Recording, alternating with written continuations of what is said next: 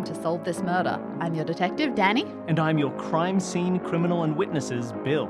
This is part 6 of the Furtive Fiend. In part 5, we went to the casino and met its owner, Maximilian, whom Victoria owed a lot of money. Dani also met lawyer and numerology enthusiast David Sargstad, who was a staunch supporter of Victoria. And finally, when going to visit Victoria's sister, Nicole, we approached her house only to discover her front door already open. Right, does this feel like a situation of storm in or creep in? What would you advise? I will tell you, you will get a fundamentally different result. That's the hint I'll give you. There is import to that decision. Oh no, I hate it when that happens. All right. Creeping it is. I push the door the slightest bit open to see if it creaks. You push the door the slightest bit open. Ah, man. Okay, I look for another door. There are no other doors. This is a dead end. The door opens. Oh, it's too late now. I stand there. Though if there's no other way in, there's no other way out. True. I stand and wait here for a little bit. Nothing happens as of yet. So... All right. Downstairs is all dark, yeah? Yeah, so you look around downstairs and there are no lights on. It's quite dim, but, I mean, you can either turn the lights on yourself or just wait for your vision to adjust a little bit. It's not pitch black or anything. No, so it feels like my plan should be to, I suppose, let my eyes adjust and try to find some stairs, because upstairs it looked like there was a light on, didn't it? It did look like there was a light on. Well, that's got to be where I head. All right. But I need to, sprinkle some cornflakes on the floor or something in front of the front door so I hear if anyone leaves. You know, next to the front door cornflakes. They must be there. Yeah, of course. I shouldn't have given back those poker chips. Oh, no. So you want to go straight upstairs? I think so. Okay. Quietly. Quietly Creeping, but not creepily. You quietly head upstairs. Super creepily. And you notice that there is a light on upstairs. Mm-hmm. There's a hallway. And you see that underneath, you can see light coming out from underneath a nearby door. Oh, okay. The door is closed. Unlike the front door. Does it give, it's upstairs, does it give vibes of bedroom, bathroom, or do I have no idea? It probably gives bedroom vibes. Okay. Do I see any shadows moving around under the door? No. Okay, see, here's the thing. If this is completely innocent and this is Nicole, she's just, left the front door open a little bit and she's in her bedroom getting changed, I could make this a very bad situation. Yeah, you could. And the same goes with trying to, peek under the door or anything. Everything about this could go very bad. So, I'll put my ear up to the door. You can't hear nudity. That's true, I suppose. You put your ear up to the door and you don't hear anything specific, but you hear maybe a shuffling, maybe a sound like someone's moving a little bit, but nothing overt. No one's talking, no one's saying anything, no one's doing anything of a notable, stacking pots and pans together or anything. This is such an awkward situation. Maybe you head downstairs and knock on the door. This is a terrible idea. On this bedroom door, I knock 3 times. I wait for a second to hear a reaction. You knock 3 times, and you hear a, wait, what? And then I open the door. You open the door, and you see, sitting in front of you, sitting at the end of their bed, is a woman. She is in her early 40s, late 30s perhaps. She's blonde hair, which is wet, like she's gotten out of a shower recently. God. She's just wearing casual clothes. And she looks up at you and says... Was she in bed, on bed, sitting on at floor? The foot of her bed. Okay. And she looks up at you with a confused look and says, wait, who are you? And starts to stand up and look a little bit worried. She seems a little confused. A little confused, a little bit worried, and is beginning to sort of back away. I go out on a limb here. I say, Victoria? She looks at you and says, No, what? No, what? No. Victoria's my sister. Who are you? Oh, okay, cool.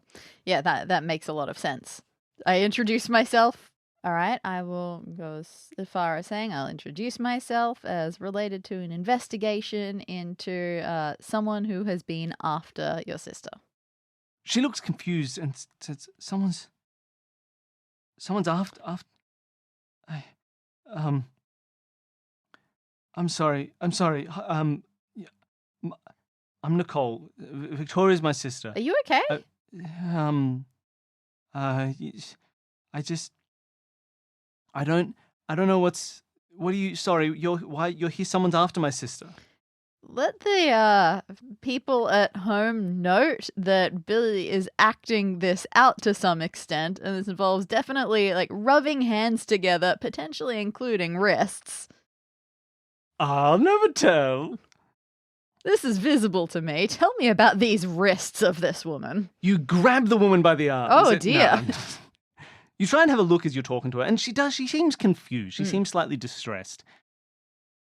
And as you notice her sort of rubbing at her wrists, you look, and while they're a little faint, nothing overt, you look like maybe a rash or maybe something. Her wrists are a little red. Right. Look, you lie down. I've got to secure the perimeter here. You never know, you could be in danger. She looks and she says, "Oh, I God." assume in her current state she's not in a very fighting mood. No, if she sort of sits back down and goes, okay, yes. All right, lie down. Lie down. And she sort of sits. She doesn't lie down. All right, so what I want to be doing from here is I want to find whatever bathroom she may have recently emerged from. You find the I don't know bathroom if she it's has an recently ensuite emerged or from. elsewhere on the floor. It is elsewhere on the floor. It is the second door on the left. All right, I want to look. I want to rummage. I want to see if there is anything with blood on it anywhere. You look, and at first glance, there isn't. At first glance, the bathroom is quite clean. It looks like there's been a lot of like the sink is kind of pristine. The shower has clearly been running recently, and things look fairly clean.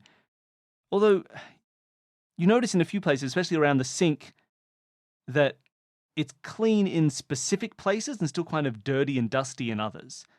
And you look underneath in like the bin under the sink. There's a little drawer that opens up, and you look in the bin and you see that there's a few sort of wet paper towels and things like that, and some of them definitely have some blood on them.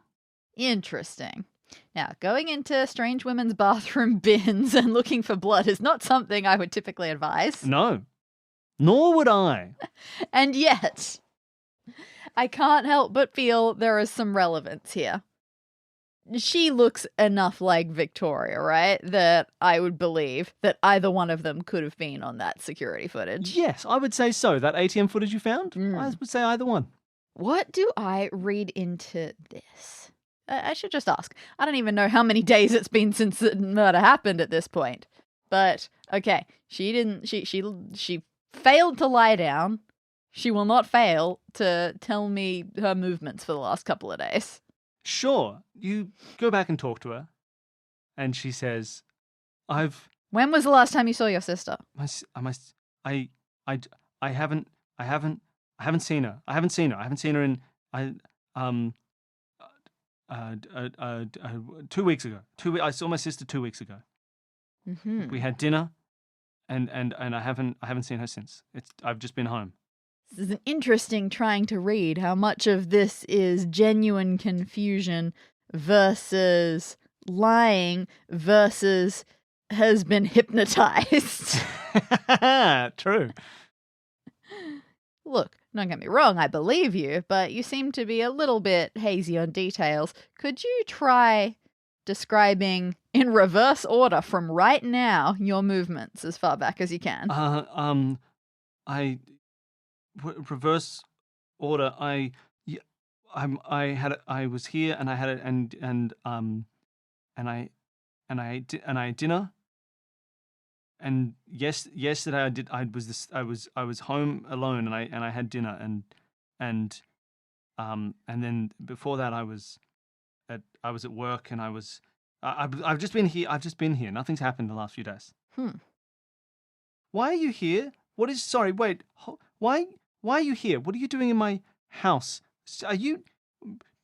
I didn't let you. I didn't let you in. What? Hold on. What are you doing? Can you?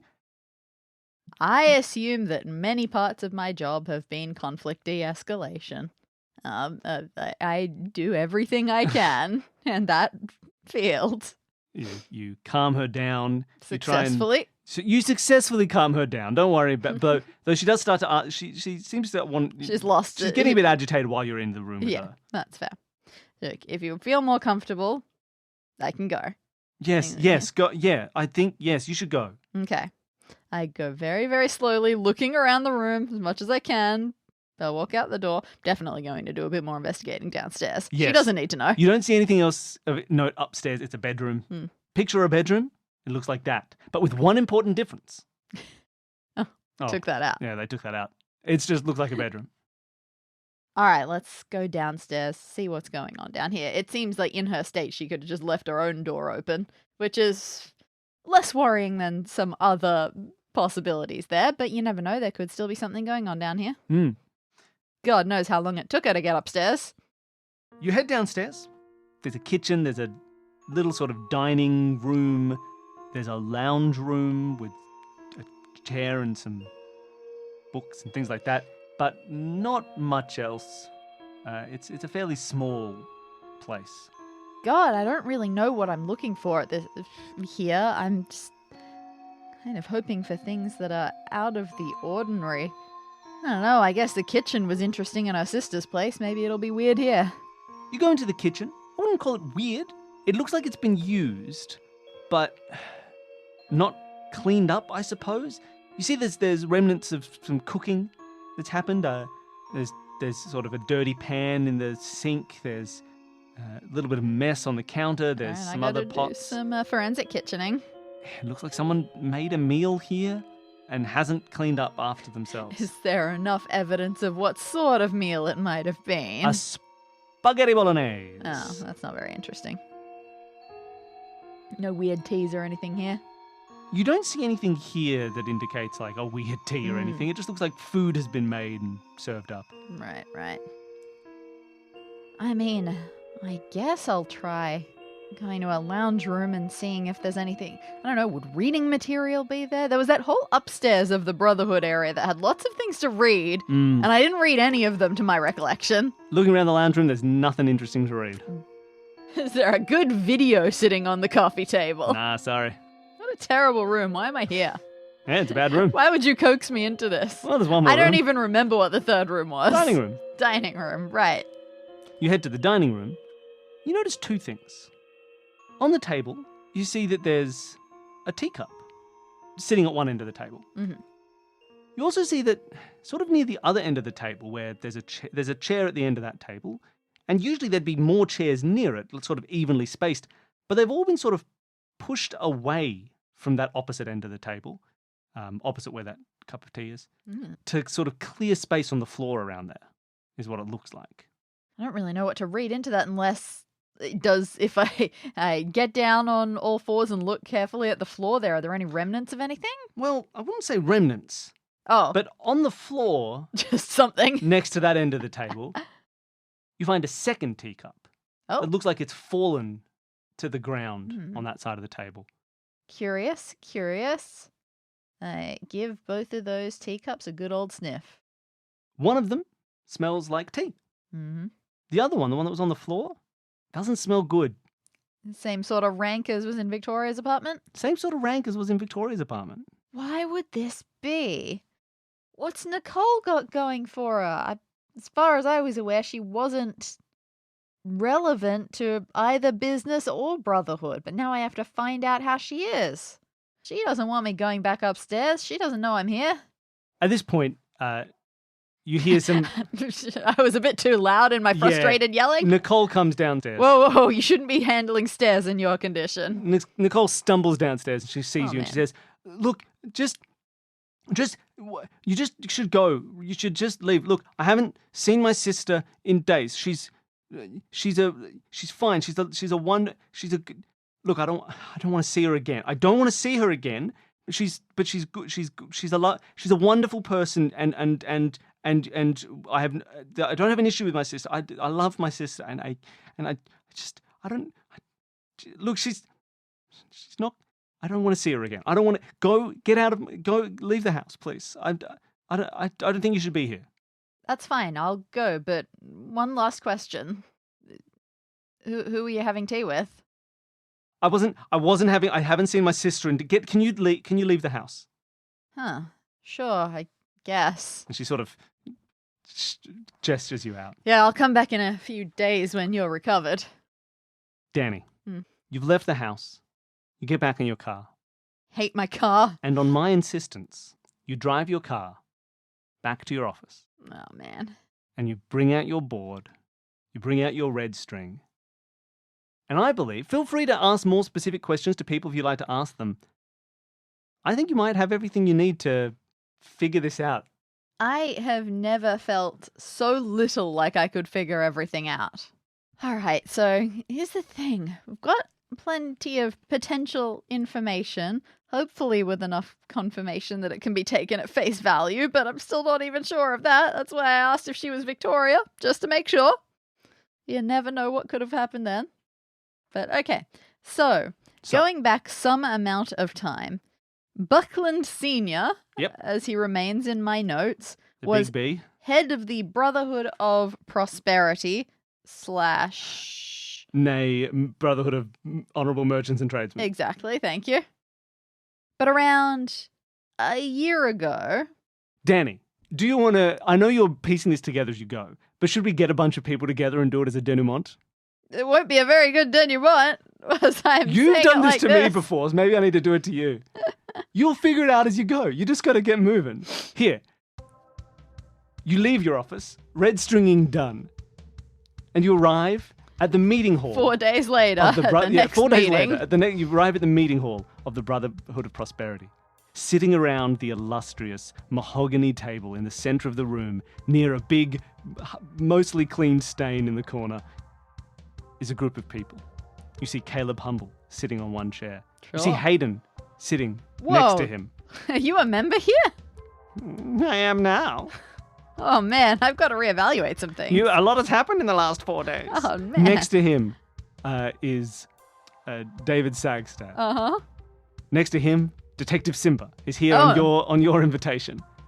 Next along, we have Maximilian. Standing behind him in the corner, hidden, is a man with a hat. Next to him is Nicole, looking confused and worried, but not in the same way that she was before. Anyone else we're missing who should be here? I don't think so. I think, does Big Ruben want to come? Ruben is also sitting here saying, "Oh, look at this, finally allowed in. You finally remembered me, Ruben Berg, and I'm here. After looking at these doors for years, I'm finally in." And they all sit and they look at you. And what do you say to this group? How do you start your denouement? By now, I'm sure I've managed to not keep it well hidden enough that some days ago, we found Victoria Buckland in this very hall, right over there, and she had been murdered. Only Maximilian gasps. What? I have never heard of such a thing. This is terrible news. Tell me, have any of you ever seen this before? God, I hope the boys at the lab did a good job at that at the double knife. You hold up the double knife.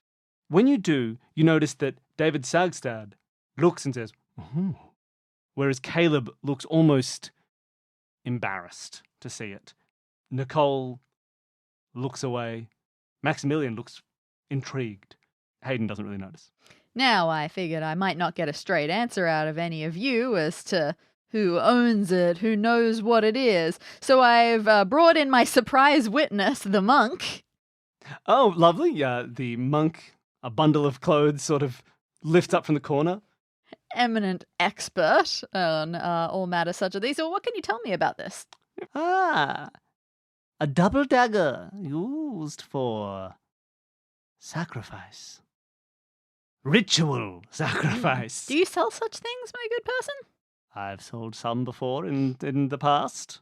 The recent past? Why, yes. I sold one not too long ago. Ah, this is So fumbly.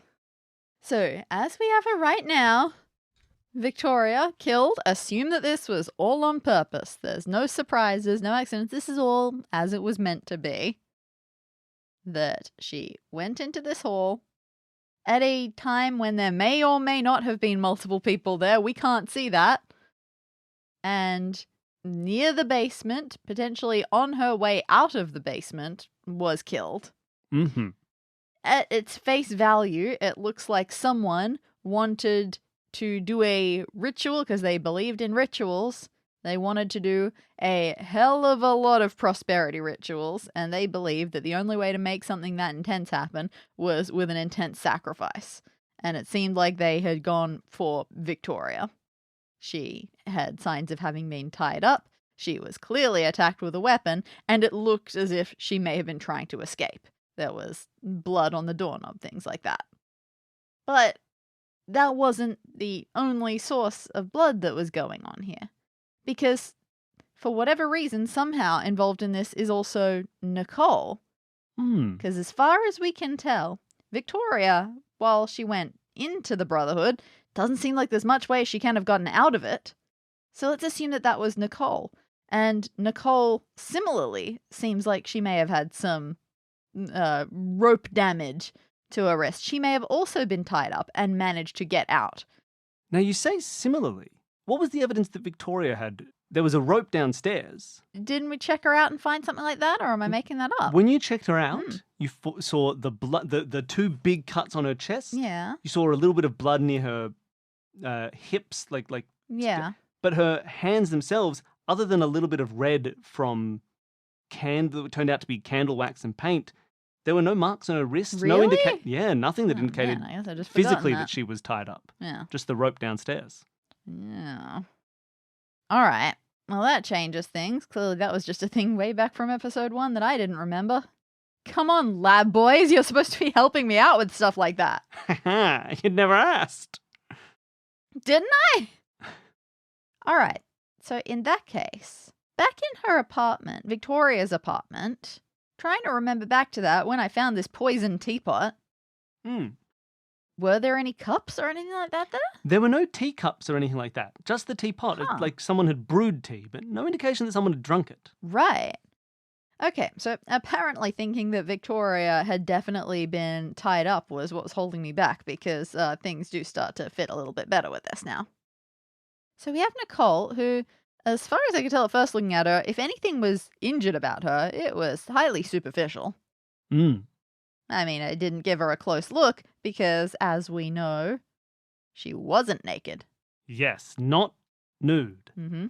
But yes, you're right. From when you saw, you didn't see any cuts or injuries at all. No. There was definitely blood that we found, not paint. Definitely blood.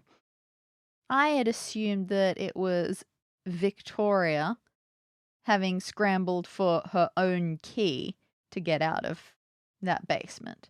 But let's assume that it wasn't, and it was Nicole who was scrambling through Victoria's pockets to find Victoria's key to get out. That would certainly explain leaving the key behind after you'd managed to get out. So, what was Nicole doing there? Well, that seems to come back to the fact that she has, I hope you're feeling better, Nicole.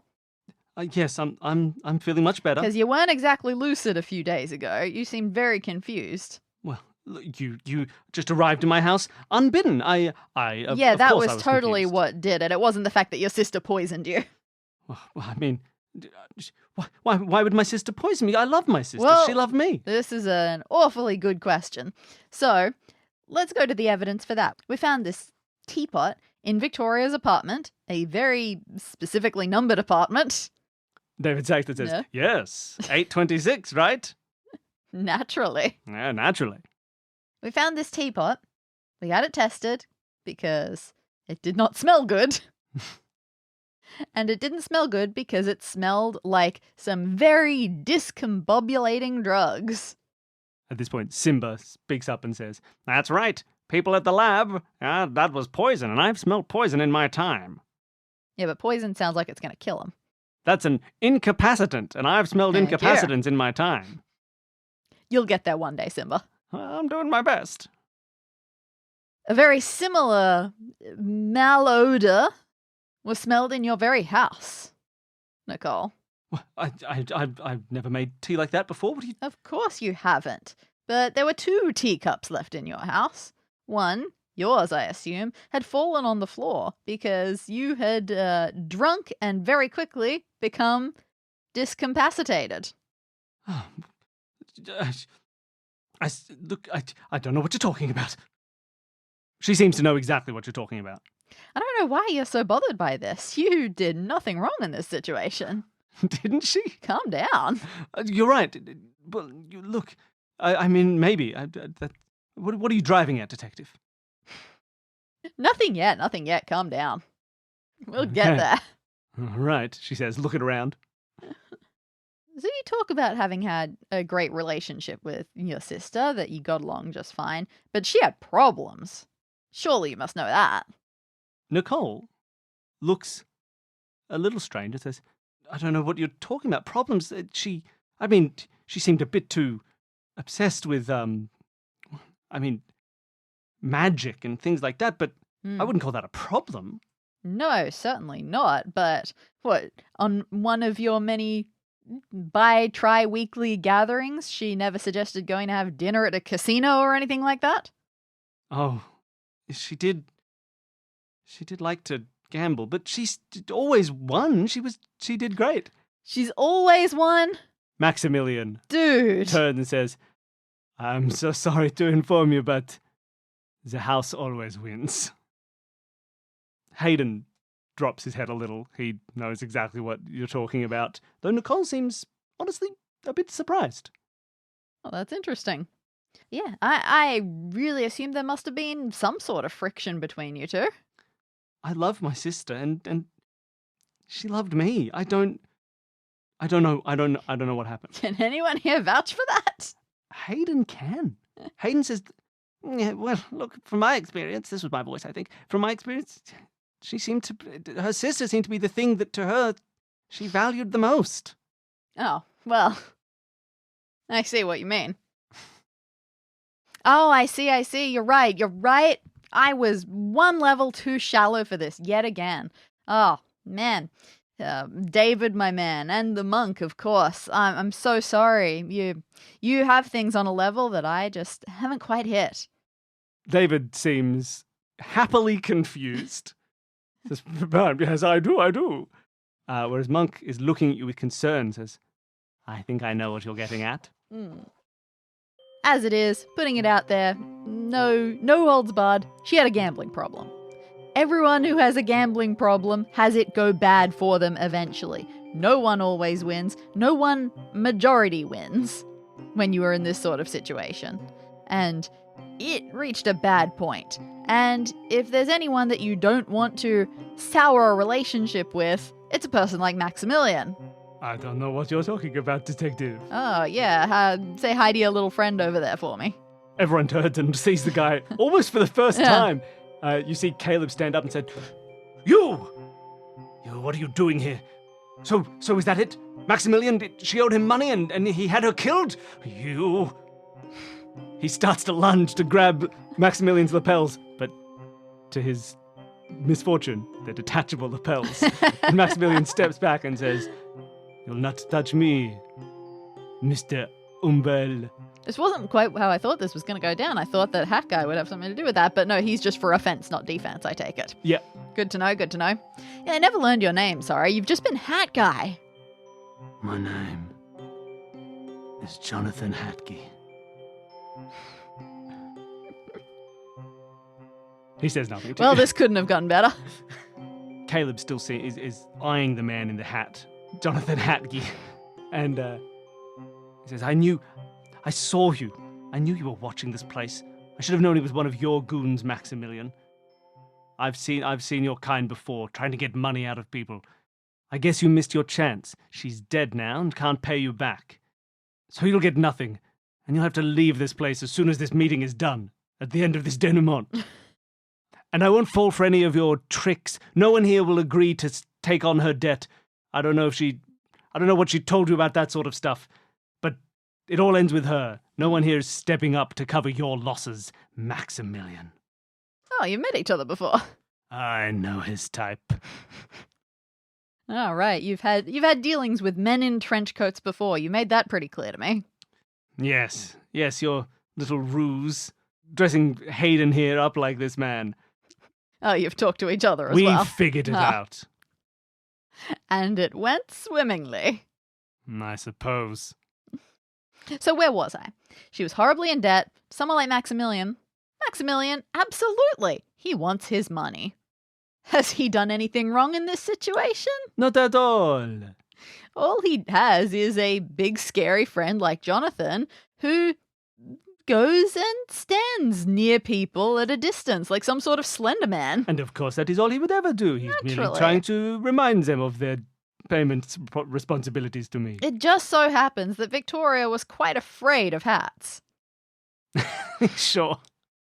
So anytime that she would leave a building and catch a glimpse of Jonathan here, well, that made her panic. She would stop whatever she was doing. She thought that something or someone was coming for her. She knew that she would have to pay back these debts. So much to the point, God, she was basically chased out of the casino by him, by her own fear. Who can say? But she wasn't one or going the other. But no matter how addicted she was, even she knew it was serious enough that she wasn't going back there for a while. Mm-hmm. So she was virtually on the run, trying to find ways that she could pay back. I don't even want to think about what sort of numbers she owed, but it was enough that she wiped out her personal finances. She signed over a significant portion of her company. Hayden, Did you know that, Hayden? Hayden says, what? Oh no. Who's my new boss? Maximilian waves. And so the question would then come to, what could she possibly promise next? Did she happen to have any resources? Any other people that she thought might come to vouch for her? Maybe spot her something here and there? Would any of you have said that she might ask that sort of thing of you? Or at least tell people that she had people who might do that? Caleb says, I would never agree to spot her any money, but I'm sure people like David here probably gave it to her hand over fist.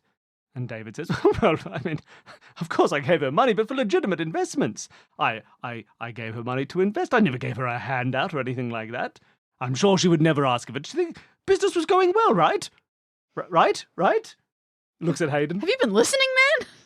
I'm sorry, I wasn't paying much attention. Have I lost my money too? I hope you've got some good friends who can spot you something here, man. But I don't understand. She said the right incantation. She said the right prayers and blessings. Surely money was coming at her from all ends. Yeah, this is where we come to it. She certainly was trying all of those things, wasn't she? And sadly, it wasn't working for her. And I suppose she herself needed to figure out exactly why it wasn't working. And oh boy, did she delve deep into that. Why wouldn't a request for money through these enchantments be working? Monk, my friend? Well, to be quite honest, it's all made up. None of this stuff's real. But she may have thought that she needed to try harder, to sacrifice more. You can't just get money for free. Even the demons know that. You need to make a trade. Victoria wasn't trading anything, and it kept going worse and worse for her. So the way she saw it, she was approaching this wrong. She needed to offer something in return. And oh boy, was she in the worst financial state of her life. She needed something big. Have you gone down? Have you seen what was in your basement here, dudes? Caleb and David sort of glance away. They don't look you in the eye. She had drawn symbols, sigils all over the place. Normally, from what I understand, just one would be enough. But she had plastered the wall with the things. She was asking over and over again for more and more and more.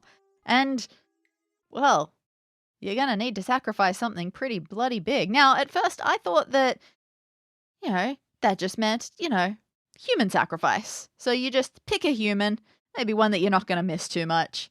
But a demon's got to eat, so that'll do the job. But You've set my mind straight onto that. The one thing that I didn't consider was, well, the demons are going to know exactly what's going on in your mind and exactly how much of a sacrifice it feels like for you.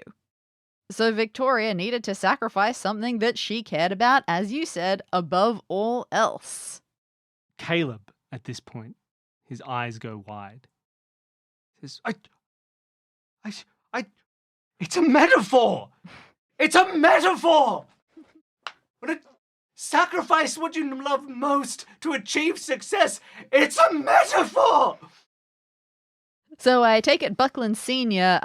Didn't say that enough times when he was leader. Because it certainly didn't seem to go through.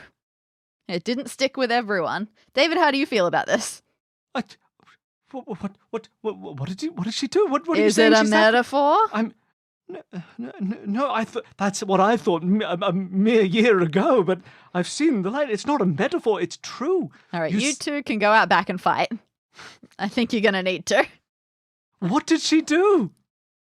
You've already said it. You've already all seen it. The thing that she valued most was her sister. She drugged her sister. She dragged her sister here, tied her up in the basement, and was prepared to sacrifice her. God knows where she found the sacrificial dagger. Monk? I'll never tell. Nor will I ever sell another dagger like that again. Victoria kept all of her old receipts except this one. It would be really handy if you had the merchant's copy. Oh, I really do. Help me out here. I think I could find one for you. Fantastic. Nicole, I don't know how much of this you remember. How much of this are you capable of remembering? But I take it you got out somehow. I don't want to remember. I got out somehow. I got home. Yeah, that's only fair. Yeah, you got out. You escaped from the basement. But the basement was locked. Of course, Victoria would lock the two of you in. She wasn't going to risk this happening. I remember the basement was locked. So you would have made it to up the stairs from the basement where your sister was preparing to do something pretty awful to you. You made it up there, and you found that you were still locked in with her. And she came up the stairs too. She followed you. She did. She followed me. She was not done. You can cover your ears for this if you like. This can't be fun. She had the knife. She was coming towards me. But if anyone knows how to fight back, it's siblings. I teach Krav Maga. You never asked. I have a successful Krav Maga school. You're right, we didn't need to know that. That's so unhelpful. God, what are you going to put into the minds of people that some martial arts classes can help them defend against a stabbing? It's just bad practice. I took a single to give people that false course. confidence. So with all of the however you gain them abilities of fighting back, you managed to. But, oh boy, this wasn't a simple matter of disarming and then discarding. Because Victoria was desperate. In a way that people are not usually desperate. I didn't have any other choice. I didn't want to do it. Of course not. I mean, yeah. So I left. You did what you had to do. Then you found the key that was in Victoria's pockets. And you scrambled your way home. Yep. Yes, you're right. I did it. I don't know why she... Now I do, I suppose. I can't believe you let this happen. Sort of to the whole room in general.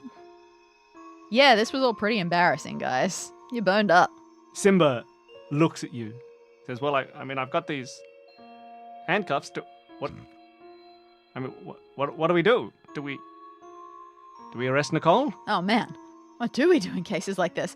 Honestly, this feels... Ugh. No, that feels silly. That doesn't feel like what's going on here. This was a pretty clear case of escaping an abduction. Oh, that's true, I suppose. Okay, well, I'll put him back. I'd like to put him back on my belt. Yeah, I think that's just normally how this would go. I think that this is a case of take a big old statement. If things further were to come of it, then sure. But for now, we just take it on notice, and I think you're fine. All right, so she tried to kill her sister, and her sister escaped. I guess we leave it there. With one last requirement. Yes? All right. Caleb, you're a reasonably senior member of this club now, right? Well, Brotherhood. It's more than a club. Thank you very much. Yes, my mistake. Yes, I am the new leader. I've Where are decreed the it. paints kept? Paints? The paints. Well, a storage cupboard, maybe somewhere. I Bring don't know. me the paints. All right. And he walks off and he comes back with some. Now, all of you, leave the room. Go upstairs. Find some reading material. All right. Everyone upstairs, I guess. Give me 20 minutes. They go upstairs confused for 20 minutes. And when they come back down, What do they find? on the big mahogany table in big red letters, I have written metaphor.